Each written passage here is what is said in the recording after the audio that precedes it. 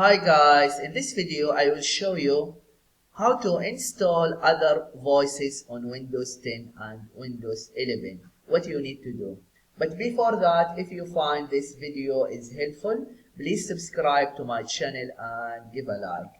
Okay, how to install other voices on Windows 10 and Windows 11. First, just go to the start icon and then right click and then click on settings.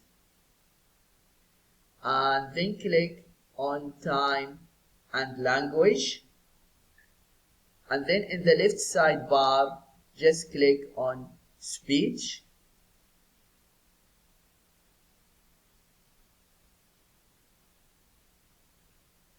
and then you see here voices,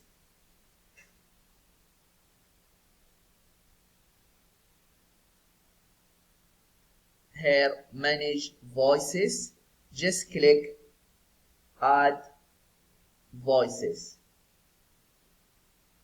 and then just scroll down and select the voice you want to install.